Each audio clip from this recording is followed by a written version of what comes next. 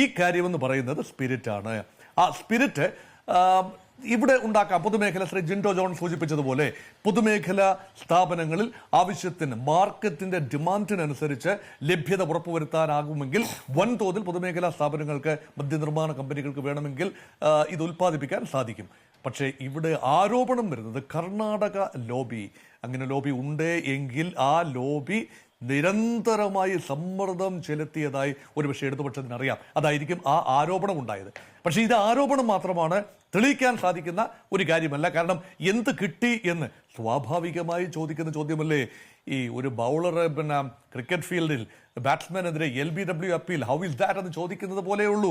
എന്ത് കിട്ടിക്കാണും, ഉണ്ടോ അഴിമതി ഉണ്ടോ, നിങ്ങൾ ആരെങ്കിലും കിക്ക് ബാക്ക് തന്നിട്ടുണ്ടോ, ഇങ്ങനൊരു നയമാറ്റത്തിന് പിന്നിൽ എന്തെങ്കിലും കാര്യങ്ങളുണ്ടോ, ഇത് ചോദിക്കേണ്ട ചുമതല പ്രതിപക്ഷത്തിന്റെ ചുമതലയാണ്. പക്ഷേ ഭരണപക്ഷത്തിന്റെ ഭാഗത്ത് നിന്ന് കാര്യമായ ഒരു ഡിഫറൻസ് ഉണ്ടായിട്ടില്ല. ശ്രീ ലിജുവിന്റെ ഭാഗത്ത് നിന്ന്, എക്സൈസ് മന്ത്രിയുടെ ഭാഗത്ത് നിന്ന് ഒരു സ്വാഭാവികമായ ഒരു പ്രതികരണം ഉണ്ടായി.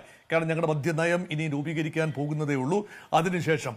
പക്ഷേ ഇവിടെ ഒരു ഡിസ്ക്രിപ്പൻസി ചൂണ്ടിക്കാണിക്കാനാവുന്നത് വിൽക്കാനല്ല എങ്കിൽ, ശ്രീ ജിൻഡോ, വിൽക്കാനല്ല എങ്കിൽ എന്തിനാണ് മുൻകൂട്ടി നികുതി നിശ്ചയിച്ചു വെച്ചിരിക്കുന്നത്? അപ്പോൾ ഇത് വിൽക്കാൻ തന്നെയാണ്.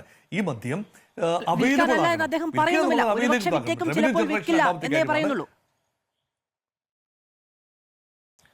അല്ല, അതിന് ഓപ്ഷൻ വിൽക്കാൻ ഉദ്ദേശിക്കുന്നില്ല എങ്കിൽ ഒരു രീതിയിലും നികുതി ഘടനകളിൽ ടാമ്പർ ചെയ്യേണ്ട ആവശ്യമില്ല.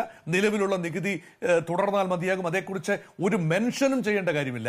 അപ്പോൾ ഇത് വ്യാപകമായി വീര്യം കുറഞ്ഞ മദ്യം സുലഭമായി വരട്ടെ. അതൊരു ബിവറേജ് എന്നുള്ള നിലയിൽ, അതായത് അതൊരു ഹാംഫുൾ സബ്സ്റ്റൻസ് എന്നുള്ള നിലയിലല്ല, ഒരു എന്തോ ജനങ്ങൾക്ക് ആവശ്യമുള്ള രീതിയിലുള്ള ഒരു പാനീയം, ഒരു അത്യാവശ്യ കാര്യം എന്ന രീതിയിൽ ഗവൺമെന്റിന്റെ രീതികൾ മാറിയോ?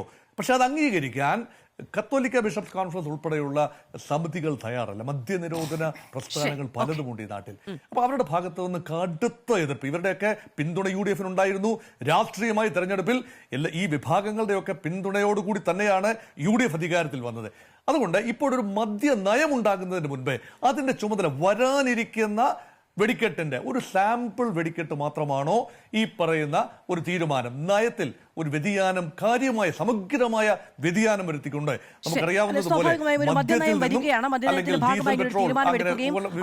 ഒരുപക്ഷെ ടാക്സ് റീസ്ട്രക്ചർ ചെയ്യുകയാണെങ്കിൽ ഇത്രയും വലിയൊരു വിവാദം ഒരുപക്ഷെ ഉണ്ടാകുമായിരുന്നില്ല.